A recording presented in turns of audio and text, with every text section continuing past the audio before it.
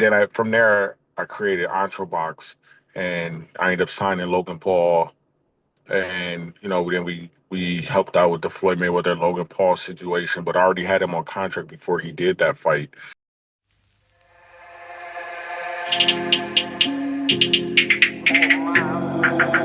Who am I? I'm the greatest. Who am I? I'm getting paid. Who am I? I'm so flagrant.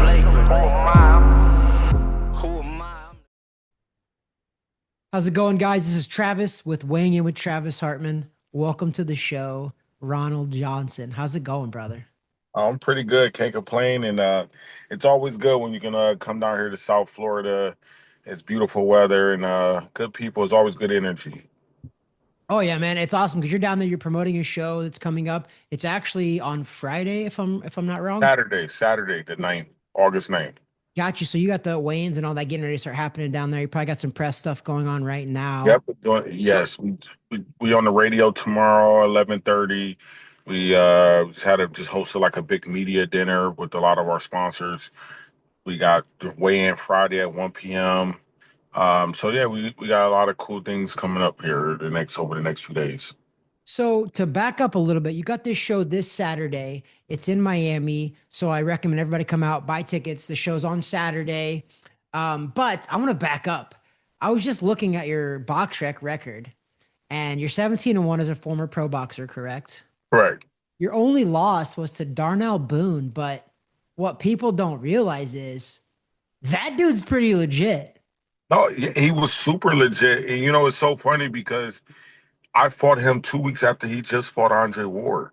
I fought him directly right after that. And he dropped Andre. And he dropped Andre Ward. So when they were like, Ron, do you want to? I was like, yeah, I want to do it. He just dropped Andre Ward. And I knew Andre Ward since the amateurs. We all come up together. So I was like, oh man, this would be a huge statement for me. I go and if he did this to Ward, then I go in there and do this.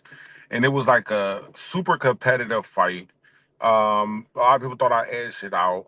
But it was just like it was it was the only time I fought as a professional where I had to weigh in the same day of the fight.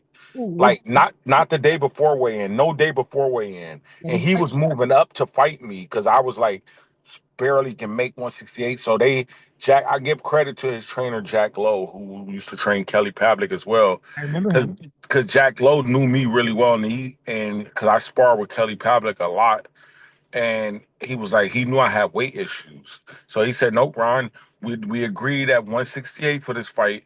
I'm at 172, 73 today. I'm sticking and can't stick. Like, oh, keep trying, or we're not fighting it.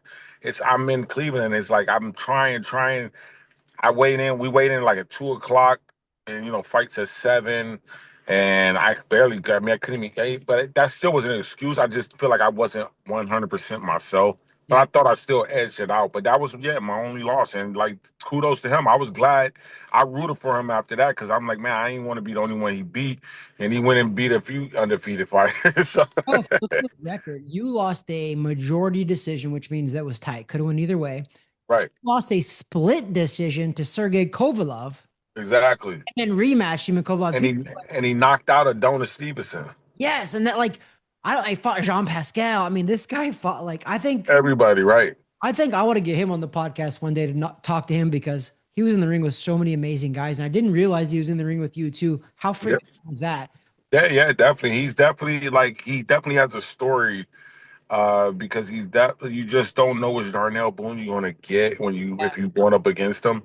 But it's not a bad thing. I mean, it's just, he has so much experience, a hell of a fighter. He's, pulled off a lot of upsets. Yeah. And that would definitely be a good person to have for sure. He's from where I'm from too. He's from Ohio.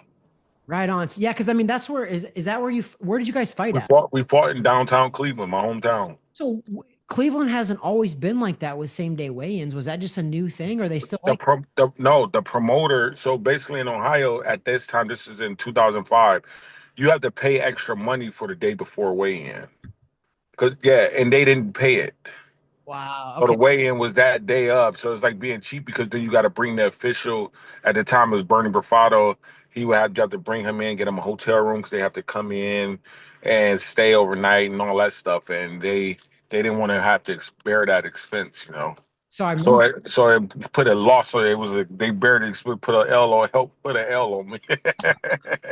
you know what though? That's kind of cool now thinking back, and this is where kind of reminds me a little bit. I fought in Pennsylvania, and they had Mm. day weigh-ins there too. I actually fought Terrence Crawford in Pennsylvania. Wow. So we had same day weigh-ins, and I hated it too because we're pros. We're so used to weighing the Yeah, night. you weigh in a day before, and it was like it wasn't like a day before weigh in, and then we check our weight the next day type of thing to make sure you're.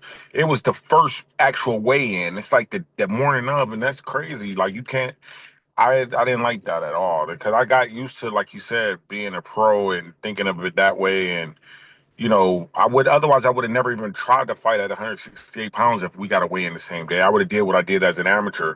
I fought at 178 because I knew I could make 165 as an amateur, but if you're in a week long tournament, by the time I rehydrate, I'm already 175, and what I got to lose 8 pounds every night to get ready for the next morning weigh in. So I just moved up to 178. I said I can't take this no more. Yeah. I mean, that's a tough guy to fight too, being weight drained because Yeah, exactly. Boone's And so. like I said, I still did my thing with them. And like I said, the scorecards was very close, and it was still a fight. So it was a learning lesson for sure, but for sure. So why I brought that up too is because now that you're a promoter, now you know little stuff like that really does matter. Do you think your own experience as a fighter and going through stuff like that has helped you as a promoter now for other boxers?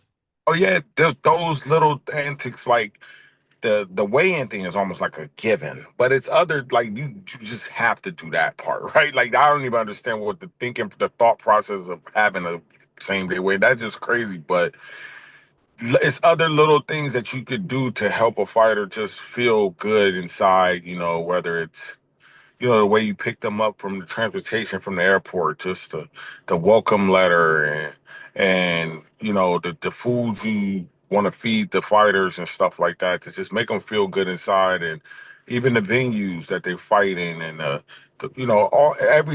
down to every T. It actually helps with the psyche of a fighter. So I'll try to be conscious and cautious of those things. With even the airline flights, the flights they on, the car we picked them up in, car service, all of those little things. So that way they're like, wow, damn, I feel like a champ right now.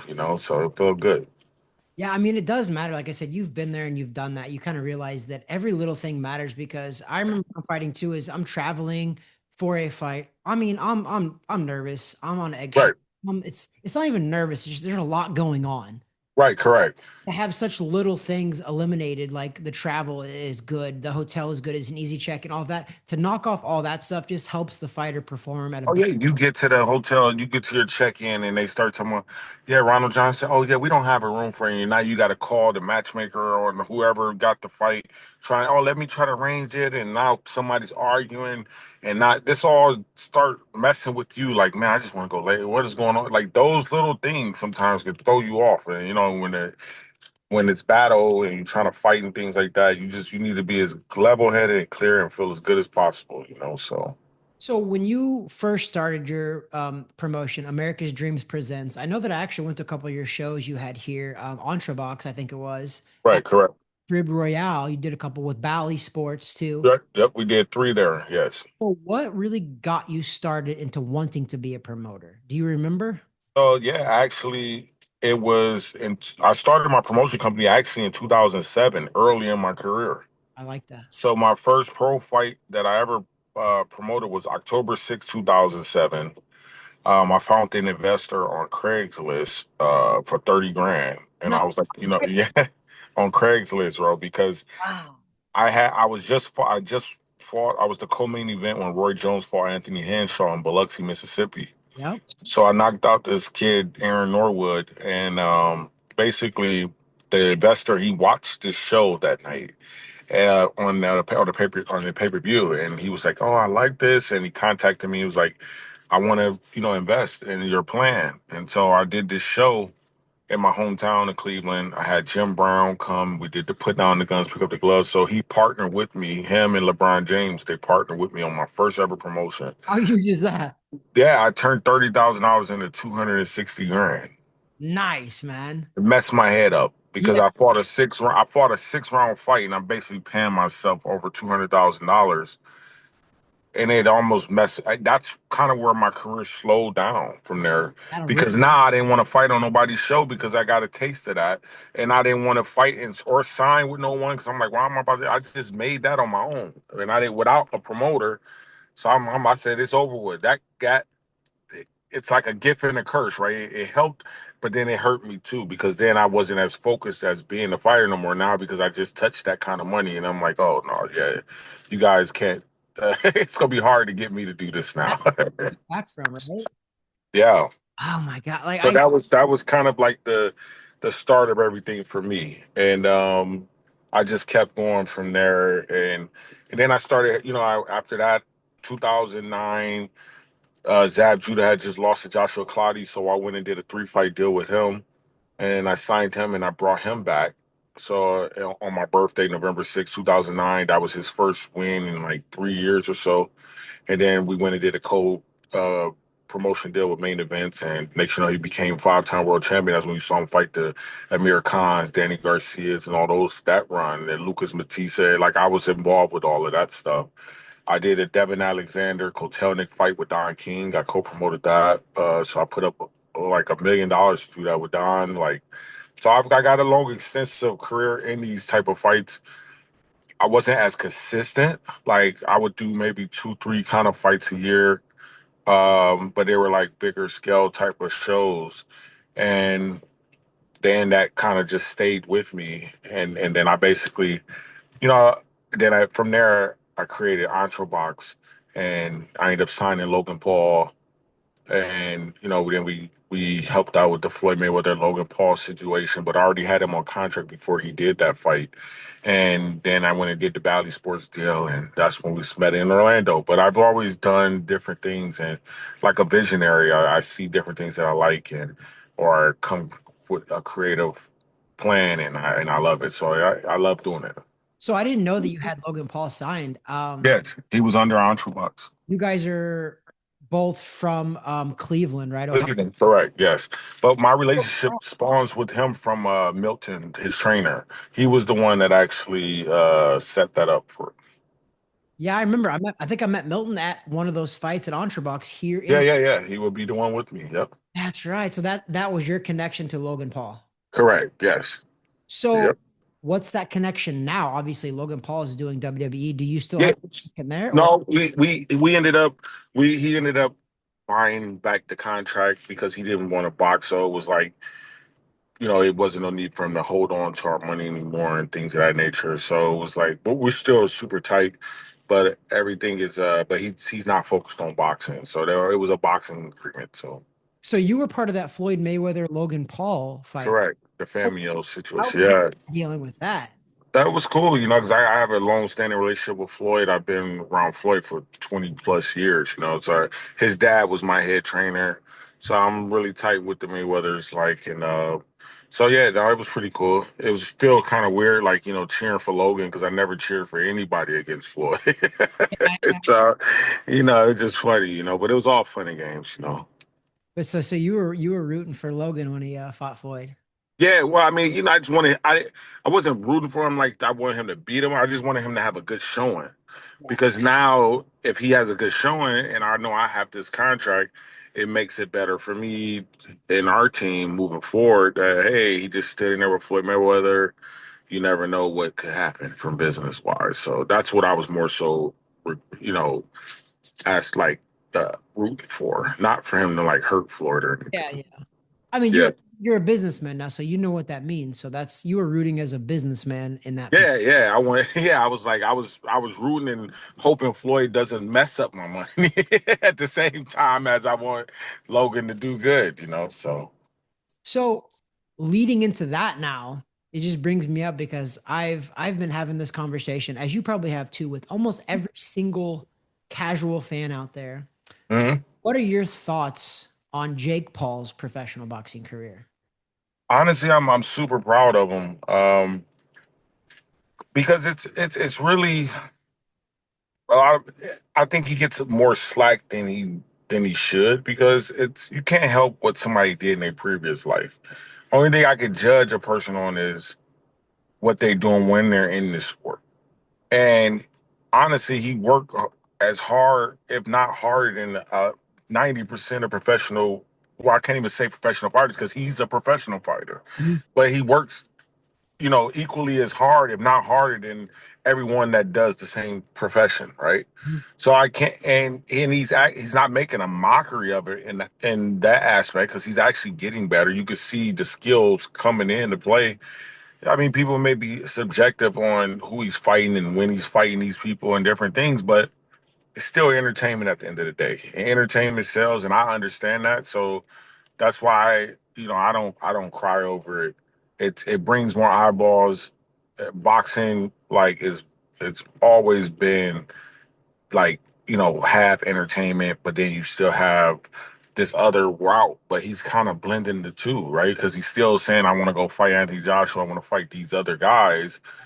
He's going to get these other experiences from a lot of these other former champions and Chavez and Mike Tyson, all these people. But I think he's going to be all right. I think he's going to be all right. I love what he's bringing to the sport. I love what he's doing for women's boxing. I love everything he represent with all of it, to be honest, and because I've watched what he did when he went to Cleveland, Ohio to promote a fight. My friend Montana Love, he basically gave him a career. Yeah. That was the first time a lot of people had seen Montana, and Montana impressed on there. Ended up getting a huge deal with Eddie Hearn, and from doing those type of things, he's able to go and buy himself properties and do all this. So all that kind of stuff, I look at all of those things, but them opportunities got rewarded to him because of Jake Paul. Jake Paul is like just like women boxing. I mean, it's huge cards on Netflix and Amanda Serrano and Katie Taylor, all these different things. So I mean, it's beautiful to me. I mean, you're not wrong, man. Just for example, what you just said, Amanda Serrano made $14 million Right, to fight Katie Taylor as a woman. right. There's a Yeah, lot that's of men that, that's a huge person. Yeah, you got like that's huge. That you talking about breaking down barriers. Like honestly, WNBA need to call Jake Paul right? at this point. Listen, I'm he actually, has he has the recipe, man. He has the recipe. So obviously, and it's working, and the fights is really good. I'm a huge fan of it all. And I think my favorite woman boxer right now is Alicia Bungard. I didn't care for her last performance too much, but yeah, she's probably one of my favorite though for sure. she's exciting right now too. Like she kind of does keep you a little captivated Yeah, because she has the Adrien Broner kind of effect a little bit, because she's like a show woman. Is like I look for, she has a different charisma thing for things of that nature. So she has that it factor, I should say, yeah, like that Tank Davis feel type thing. yeah. I mean, that's it's. I remember there was a guy. He was with Golden Boy. I forget his name now. Oh my gosh, him and Oscar had a falling out. He was the head of Golden Boy for a while. Shane Mosley. No, the it was like a CEO of Golden Boy Promotion. Oh, Richard Schaefer. Richard Schaefer, yes. Mhm. Richard Schaefer made a comment about Adrien Broner, and it made me think about it because when I was fighting amateur, 170 amateur fights, I was like, boxing was more of a sport in the amateurs. And when I turned pro, I was like, man, this is a business. Like, it's a Right. first, the sport second. Yeah. But he said something about Adrien Broner. He goes, the reason why Adrien Broner sells is one, because he's very talented, yes. But what he does is he emits this emotion out of people, whether it is they like him or hate him. He brings emotion out of people, and people Right. spend money when they bring emotion out of them. And he was just That's like, true. "We'll And get." she does that really well. And then now you add a little bit of like she's cute, she can dance, Right. she can Exactly. fight. Like she might be a little bit of a gold mine there too. No, I agree. That's why I said I think with the right fights, I don't know if it was because she moved up in weight or something, because she didn't. She looked like the girl was a little too big for her in a way. Yeah. It didn't look right. But yeah, she has that it factor to me. I think she could definitely be the face of women's boxing, if very soon. And because yeah, I would think what Katie Taylor and Amanda Serrano, I think they probably going towards the end of their careers, probably at this moment. So Katie Taylor's, I think, 39 even. Serrano, Yeah. 36 or 37. Nowadays, people are obviously fighting well into their age, but Serrano's had 50-ish pro Yeah, fights. yeah, she's been around. Yeah, so I definitely think, and I'm a fan of Clarissa Shields. But like my favorite, like I said, is the Schaefer for sure. So I know that you're a big Devin Haney fan, Correct. and the kid's very talented. I remember about 3 or 4 years ago, maybe it was about four, maybe 3 or 4 years ago, 4 years ago, because it was 2021. I was at the Ryan Garcia versus Luke Campbell fight in Texas. I Okay. had a girl that I was training that fought Savannah Marshall, actually, who's a top Well, boxer. So, but not Savannah Marshall. She fought Franchon Cruz Dezern, okay. who's a world champion now too. My girl also fought Savannah Marshall. But anyway, we were there, and I remember doing the podcast later on, and I was just like, I think Devin Haney has all the makings to run that division for years. Yep. I think he did. The way he fights, his style, he does have a very good boxing style. He stays clean. He doesn't get down and dirty because he doesn't need to, unless he needs to. But otherwise, I thought he could. However, I've changed my mind a little bit, man. That Ryan Garcia fight, and I know there's some, he tested positive for Australia, Right. Right. but man, that fight really did expose it a little bit. And not to mention, although he did beat Lomachenko, I think there's a lot of doubts there with a lot of people. I think that the worst case you could say was that was a very close fight for sure. He No, did. I thought it was close.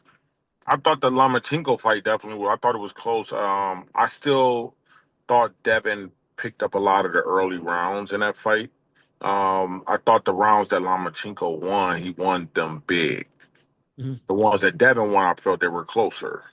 But I might be a little biased when I'm watching certain rounds, but I literally watched that fight 30 times because after the fight was over and people were walking away, man, Lamachu got robbed, and I was so mad at people. I'm like, man, that word sometimes gets used too loosely, and I was like, what do you mean, like robbed, like that? This is like I think it was Nelly, the rapper Nelly. He was the first one that seen. He's like, man, boxing is a disgrace. He got robbed. I'm like, boxing? What are you talking about?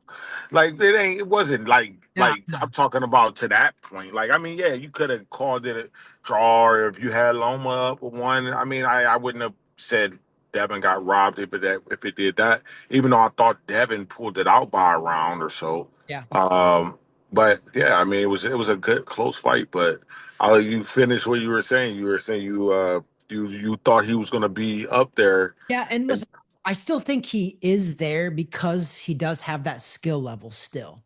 But he didn't take those punches very well from Garcia. And I think there's some bigger punches at 47 and 40 than Garcia. So it just worries me a little bit in that fact. When Right, he's 35, and when I made the comment, I was like, he's going to run that 35-pound division for a long time. And I right. think because of his skills, how he But fought, then the discipline and everything and how hard he works. He yes. clean fighter, right? Don't drink, no smoking. He works out hard, I still think he's the same guy, but now Right, he's moved up, and I don't know. Hopefully that Ryan Garcia fight was a fluke, a one right, maybe, and maybe it was. Maybe the Austrian played that big of a part. I don't think it did, but maybe it did. Maybe we're wrong. right.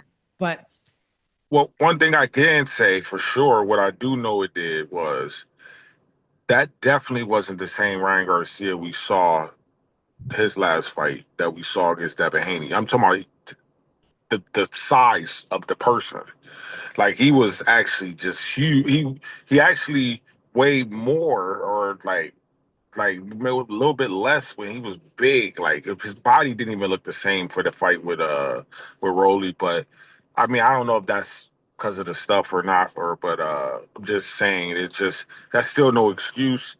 I mean, it could be an excuse, but still no excuse, right? A lot of stuff happened in that fight that night that have a lot of people questioning things, right? Like, do he have a chin? Can he take a shot? And then to come right back and fight Ramirez and people like, oh shoot, I don't know, they showing symptoms of a gunshot fighter, right? So it makes you like, is he scared to exchange because he don't know how well he's going to hold up to something, right? It's. I still think I think skill wise, I think it's going to take. If it was me personally, I probably wouldn't have went to Norman just yet. I would have, I wouldn't have went to Jose Ramirez either yet. That was a big fight for being a year layoff. but that's the thing. It's almost like one of those things where you sometimes you can miscalculate something, right? For instance, like what if he didn't go to Ramirez, or what if he didn't go and try to take this chance with Norman, but then you go and try to play it safe, and then you end up losing to somebody that you shouldn't be losing to. Now you really done, Yeah, true. right? So I've seen that happen, like with Holyfield. He was trying to come back, and they had this big deal on the table where he could fight Mike Tyson for 50 million, 60 million, but he wanted 100 million. He ended up taking barely a million or two and ended up getting knocked out and ruined the whole Tyson and Holyfield 3 situation, with his ending. I mean, even though they shouldn't have been fighting, but still, Yeah, it's just one of those things. Like you make a wrong call, like, man, I could beat this dude real quick and then go get this 100 million from Tyson. Like, but now you just ruined that when you could have just went to the Golden Goose and tried to figure it out. But I think I'm very anxious to see this fight with Norman. I'm excited, yeah, and I feel Devin has the skills. Norman obviously look like he has power, but honestly, I can't judge it yet too much because I think a lot of people at 147 would have did that guy like that. The same one he just fought. yeah, yeah. So Yeah, I mean, I think it's very interesting coming up because I think Brian Norman has a legit shot at the Devin Haney that we've saw in his last two fights. right. All we can judge him on, right, is his last fight, and he did Yeah, win. you're only as good as your last fight, right? And that's what you got to go off of. Fortunately, that's what they say too, and I don't know if I believe it or subscribe totally to it, but I also get it. We have to judge him based on his last two fights. Essentially, was Right. Garcia and now Jose Ramirez, and the Jose Ramirez one, it did seem like he was gun shy, but it also just seemed like he was fighting super smart. Like All he right.